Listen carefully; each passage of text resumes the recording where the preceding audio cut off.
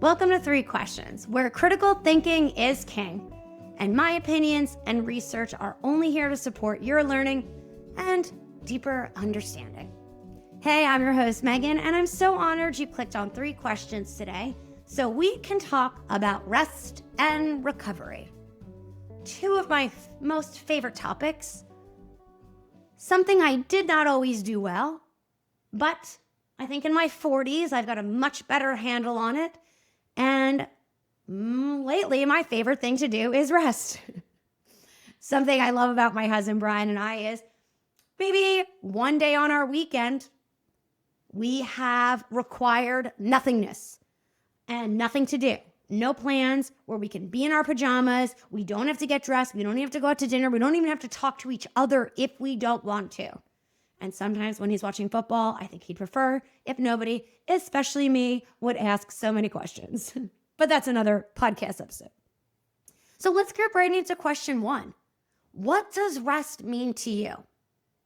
And right now in your life, please don't judge yourself. I know we all do it, but you might be like, no time to rest. I am in grind mode. I have no time to rest. Rest is weakness.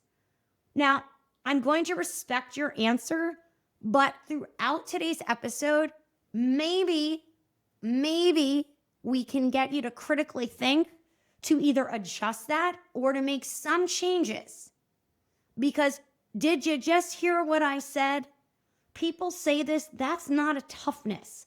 That could lead to burnout, frustration, sickness, an accident, or even worse. So let's not put hierarchy in our answers, but think right now. What does rest mean to you? And are you truly valuing it? Am I truly valuing it? Am I truly valuing it? I don't know, but I want to start valuing it more. Listen, I'm in perimenopause. Weird shit is happening. And I am someone who's never lost a night of sleep. Even when I was a baby, my dad said I never woke up. I was such a great baby. My mom usually rolls her eyes at that, but let's go with what my dad said, okay?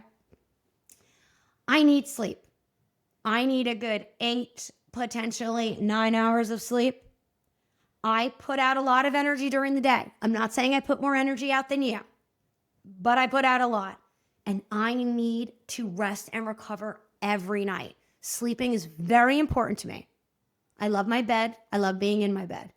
And it's something I really love about Brian and I. We both like to go to bed early, right? There'll be sometimes he's like, ready for bed? And I'm like, it's 7:30, but yes.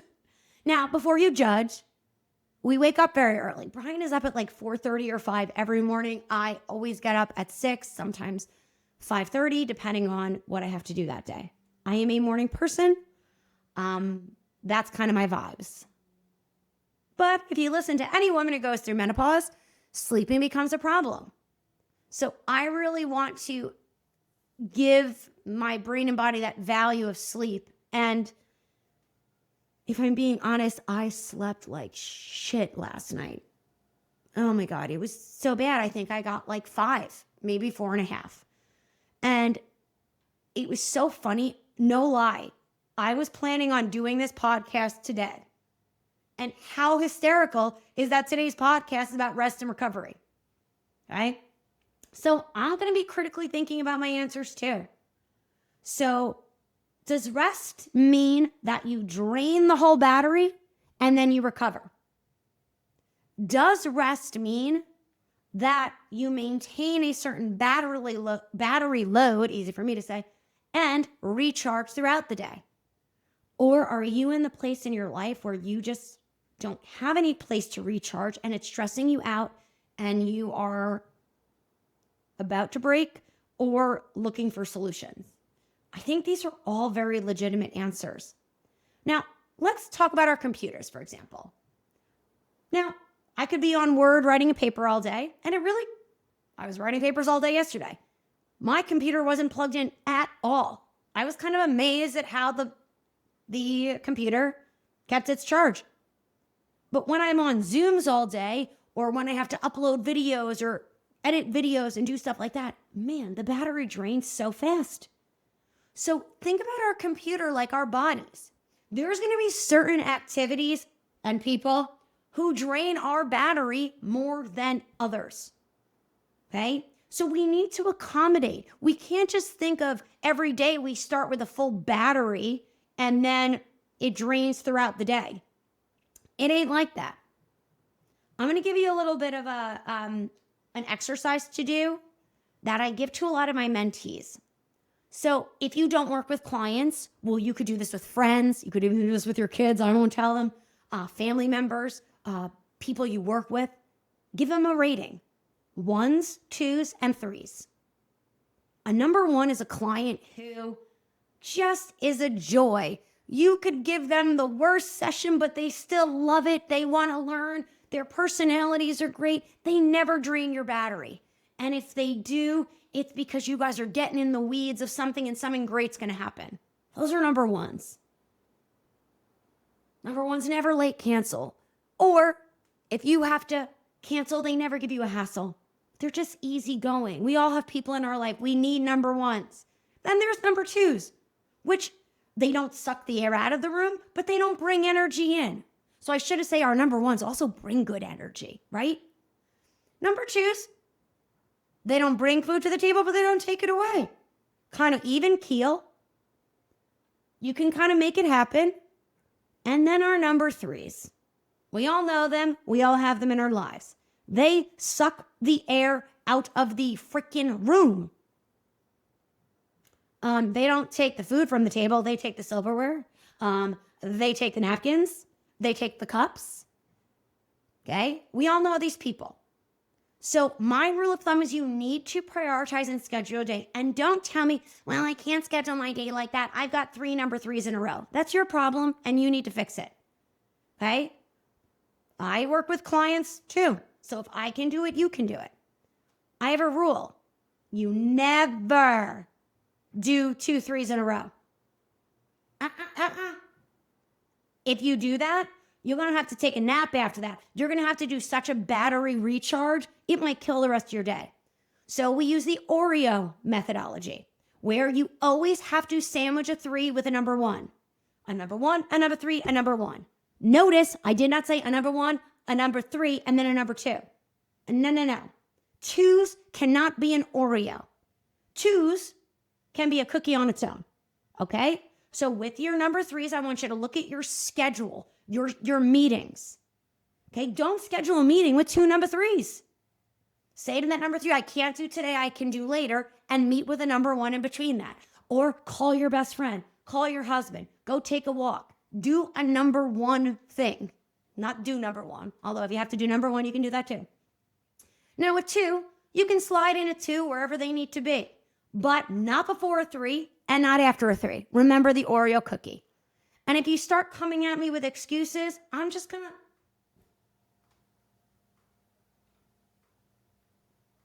I have no response. Because if you want to live a life full of stress and let people drain your battery, I can't help you. Nothing in life is easy. We gotta have to make some changes. And you don't have to do it my way. I just wanted to give you some suggestions that work for me and a ton of my mentees.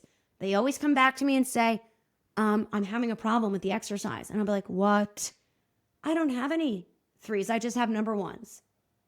And me, I'm always got an answer for everything. Well, that's a problem. What do you mean that's a problem? I thought that was the goal. I said, I didn't say that was the goal. You want to know why? Our number 3s are often the clients that teach us the most.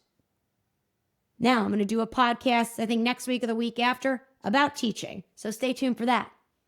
But I do think we need clients that challenge us and push us out of our comfort zone. Now, I like number 3s that are hard to teach but aren't personality drains. And some people's personalities just don't mesh. I know it's hard to believe, but not everybody likes me. Has no effect on me. Okay? So think about how you are going to manage your battery life throughout the day. What things are more draining? Write it down. What things are not draining at all? You're like, oh, my workouts are never draining. They're always a number 1. Well, you better fit in a short workout between number 3 and number 3. Okay? I didn't say number 1 had to be a client. A number 1 can be something that recharges you. Okay? And if I can give you any piece of advice, I know this is not an opinion podcast. It's supposed to be about critical thinking. But what if we all stopped waiting till our battery died to recharge? Think about a computer. You ever like working and it's like 5% and you're like, I'm in the zone. I don't want to get up and get my charger. And then it goes, boom. Screen goes black. Damn it. You got to get up. You got to get the charger. You got to give it 5 minutes to reboot. Did you even save what you were doing? That's stressful. So what if we never let our battery get that low? And tech people, don't come at me and saying, oh, you should let batteries go all the way to the end. We're not talking about computers anymore. We're talking about humans. And when you let your battery drain, you are high risk for losing your SHIT. My uncle, shout out Uncle Jackie, told me I curse too much. He said I say shit too much. Oops, I just said it. So now I'll spell it. I love you, Uncle Jackie. He's my godfather. So think about that. And let's go to question 2.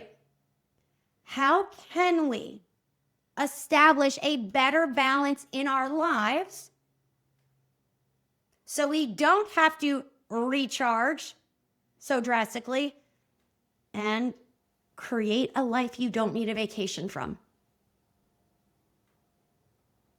So what if we made small changes in our lives to have better balance so our battery doesn't drain?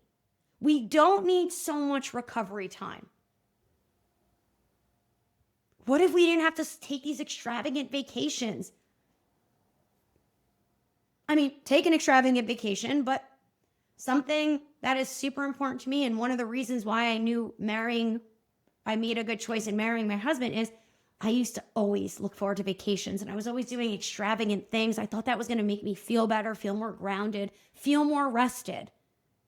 And it didn't. I never felt better. If anything, I felt more anxious because now I've got to come back to a life that was chaotic. Brian brings a lot of peace and I want to say contentment, which sounds so cold, but like being content is so wonderful. Why do we always have to be so happy all the time? I mean, for a pretty happy person, that's me saying that. But like, I don't know, I feel just as good spending a day on the couch than going to an extravagant vacation. It took me a lot of years to get there and to create a balance in my work life to get there. I've got a really special interview next year on the person who I think is the expert in work-life balance, and I'm going to ask him the questions directly because he was a black belt at it. I am not a black belt at it yet. I've gotten so much better. But I'm going to ask you, what's one thing you can change in your life to make your battery drain less? Is it less stress about exercise? Shorter exercises? Going for a walk every day? Connecting with your best friend every day? Talking to your spouse, talking to your kids, being present, going on a hike or a trip, not seeing so many number 3s as clients. Maybe it's a career change. And people kind of freak out about making bigger changes. Like people were like shocked that I'm doing my doctorate. I've always wanted to do it. Now is the right time because I've worked to get my business in a place where I can adjust some things to do that. And I really know what I want to say in my dissertation. Something's going on with my hair, sorry. Years ago, I didn't know what I wanted to say in my dissertation. I wanted to be clear.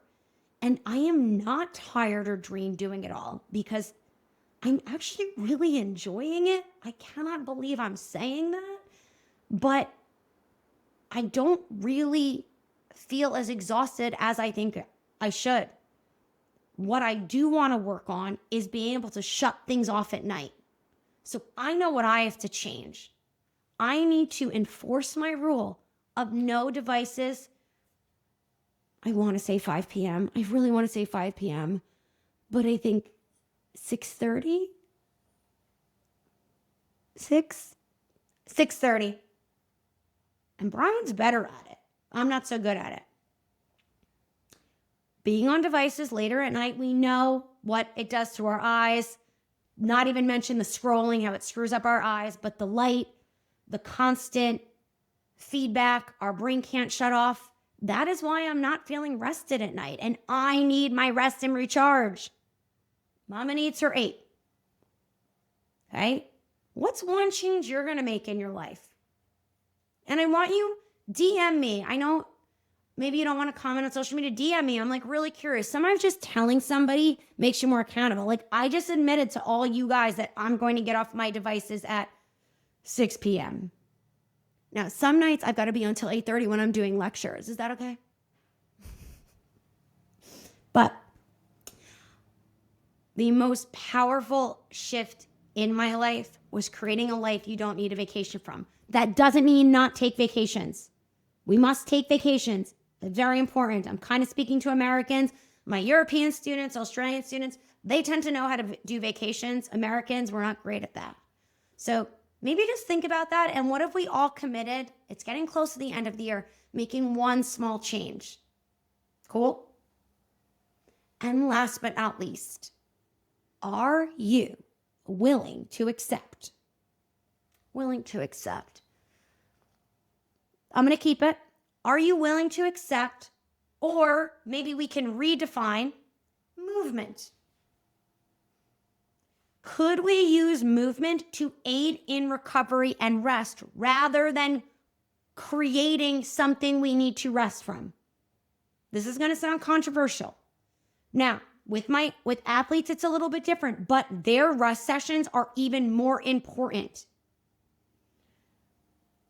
If you're training for something or need to get better at something, doing more is not better. Your nervous system, your body needs to recover. Working out to a point where you need to take a nap or you feel like shit is not what most of your workouts should feel like. Workouts should feel challenging and invigorating.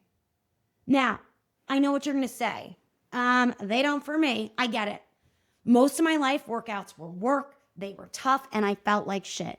Mostly because I didn't understand my sensory preferences. Now, if you follow me on the Neuro Studio or my movement site, I'm big on individualizing movement based off your sensory preferences. Very quickly, what does that mean? We get sensory from our eyes, our muscles, our tendons, our joints, our skin. That's all proprioception. So eyes are visual. Proprioception, skin, joints, tendons, pressure, heat, all these things. And then our vestibular system, our inner ear. We also get sensory information from smell and sound, our surroundings, our peripheral vision, our ability to see things, our ability for spatial awareness. All these things matter in our workouts. So, for example, if you're someone who identifies as clumsy, well, there is a good chance your brain is prioritizing the wrong eye. Okay? So your brain thinks something is a little to the left when it's to the right. If that's happening, reach out. Oftentimes, we can fix that very quickly, but it is important you understand that. Or you might be clumsy because your proprioception is off. You might have hypermobility or EDS or another neurological condition that affects your sensation. You might have visual issues, okay? All these things matter. And what's so amazing, and I will die on this hill, you need to be focused when you are moving. It doesn't have to be laser focused to create a new movement pattern. But when you are focused and in the zone, man, the body just moves in a very fluid, connected, aligned patterns. I see people moving all the time. They're looking all around, they're fidgeting. It's because their sensory preferences are not being considered. I watch teachers say, oh, it doesn't matter how you move, just move. This is all that matters. And I'm watching them fidget and they can't focus. Their eyes aren't focused. I just want to be like, hey, find a visual target. Don't change the distance between that. And they would have so much more enjoyment in their workouts. Okay, so saying things aren't possible is just because you're not doing it. Okay? Might sound arrogant of me. Let it sound arrogant. But I know what it feels like to not be focused during workouts. It's how I felt my whole life.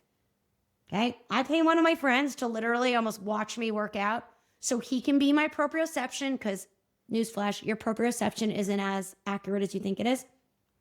And sometimes just to give me different ideas on movements. We'll play off each other. Okay. Why I do that is because my cognitive load for my workouts is often lower, and I want somebody's eyes on me to make sure I'm not missing something that I am not feeling. Because awareness, if I don't have it in the movement pattern, I can't make the correction. So when it comes to movement, I'm okay with you kicking your ass sometimes, but kick your ass smartly. What is the goal? Are you actually achieving that goal? Are you giving your body better sensory information so it can rest? If you can't sit down on the toilet, that doesn't mean you worked really hard. To me, that means you moved past what your brain thinks is safe. You overrode a movement pattern, and now your brain is shutting shit down. Okay, there's been research to disprove the delayed onset of muscle soreness, DOMS. They thought it was due to lactic acid or something like that. To me, it's a neurological response. Now, it's not bad to feel sore. I don't want to make people stress out about that.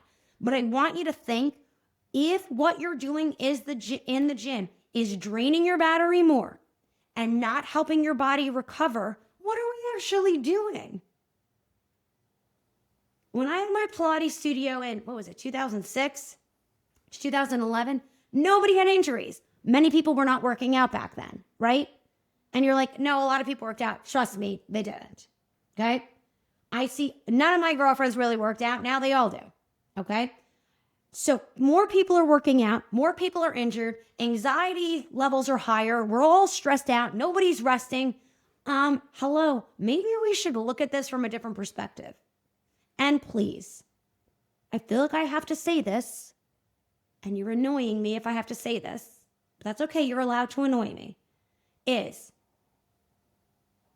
How do I say this without being?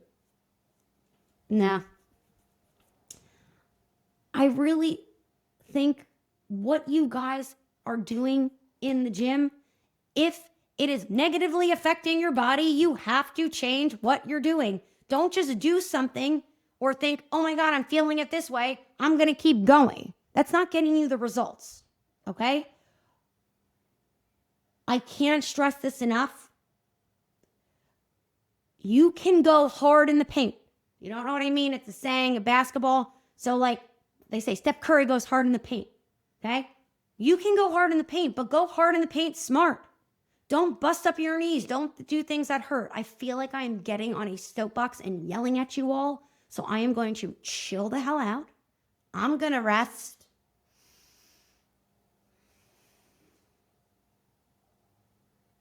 Did everybody see what I just did there? I closed my eyes and I took a deep breath that actually I could hear. Now, if you've taken my courses, you're like, Meghann, don't you always want efficiency of breath? Yes, and this is a reset I do between clients. So how do I stay tuned in with clients? I give myself a 2 seconds nap between each client. And what I do is I close my eyes so I'm not getting any sensory input from my eyes. I breathe in to shift my proprioception. And I breathe out and sigh so I get auditory feedback. And then I am ready to go. Now, could we argue that might have stimulated my vagus nerve, the noise, the humming? Yeah. Or it could have just activated my auditory system. Who cares what it did? It worked, and it is my reset. It's my tiny little nap. So anybody who's got young kids, give yourself a quicker, smoother transition of rest, even if it's just closing your eyes and making a sound, or closing your eyes and screaming. Sorry, maybe that's me. Or hug your body tight. Press yourself into something. I'm pushing myself in the back of my chair with my eyes closed. I didn't love that so much. I love the auditory. I process auditory information fast and best, but a lot of you might process touch-based things. So hugging yourself, squeezing, changing your clothes, wiggling around, doing a cat-cow. could be your little rest and reset. So let's do a quick review now that I've yelled at you about movement. At the end of this episode, what does rest mean to you now? I honestly feel at the end of this episode, I really want to lean in and reframe how I think of rest to be not those 8 or 9 hours, but those little moments throughout the day, the connection, the good movement, the auditory feedback, the hugs from my dog, the kiss when my husband comes home from work, all those little things. I feel like I want to change my mindset about that. Not looking forward to the end of the day, the bed or the couch. I love couch time. But those little moments, and maybe that resonates with you.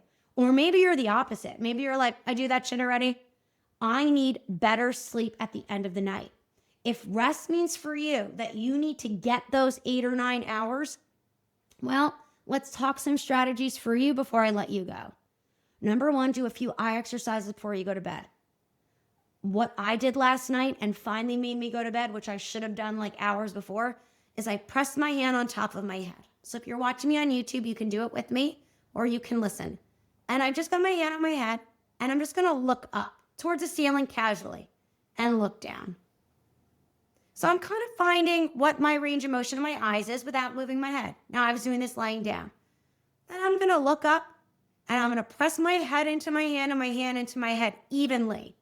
And I tend to press the right side more than the left. So I'm going to find evenness through my head. And then I'm going to look up and the range of motion of my eyes got really big. And then I'm going to look down. Then I'm going to press my head into my hand into my head. And if you don't like the top of that, you can always do the chin. And then I'm going to look down and my visual field has gotten so much bigger. Then I'm going to slowly track my eyes up and slowly track my eyes down. I'm going to jump my eyes up, jump my eyes down. I'm then going to do that same thing right to left. Now, last night, to be honest, I went to the side of my face, so I did my eyes right to left, and when I did the isometric, the head into the hand into the head, I initially did my face, and I didn't like it, so I went back to the top of my head. So basically, touch any spot of your head that you like. And what I'm having you do here is open up your visual field and calm everything down. This way your eyes can downregulate and they can do what they need to do during sleep, especially the REM cycle. Okay? Number 2, the best advice my business partner Mariska has ever given is get a bed jet. So if you're having hot flashes and can't sleep at night, that is not a problem for me, but get what's called a bed jet.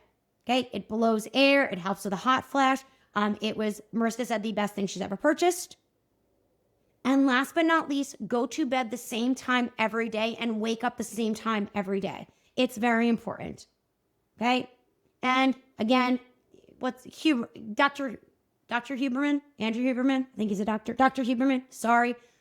He does a lot with first thing in the morning. Go see sunlight. Look outside. Have your eyes track far, not be looking at something close. Set a routine because you guys deserve rest at night. All right? Last but not least, let's try to change our mindset about movement that we can work hard and recover hard. You need good recovery sessions, and that doesn't just mean yoga and Pilates. Because I see a lot of people doing yoga and Pilates that aren't good recovery sessions because it's aggravating their nervous system. Okay? A good recovery session to me is brain-based, based off what your brain needs, sensory integration, using a visual cue, understanding what you feel.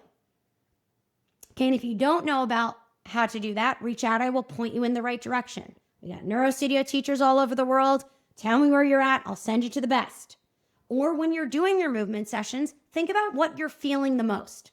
Hey, I feel a lot of pressure under my right knee. Okay, let me see if I can move in the opposite direction without changing that pressure. Or the next time I do the exercise, not increasing the pressure there. Ask your body questions and let your body answer. Because we need recovery in our movement.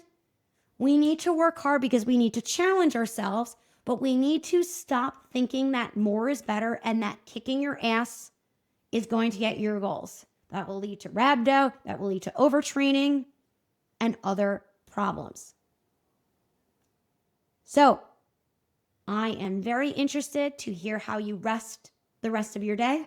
Let me know how it goes with assigning numbers to your clients. Did it work? Do you hate it? Do you love it? Tell me how that goes. Sorry I got on a rant about movement. I just got off Thanksgiving with all my family members asking me what to do and then not listening to my answers because they did not really want a solution. They just wanted to vent, and I usually just let them vent, but I bit. All right? So I appreciate you guys, and tell me what you do to rest and recover. Give me some tips. Can't wait to hear them, and I'll see you guys next time.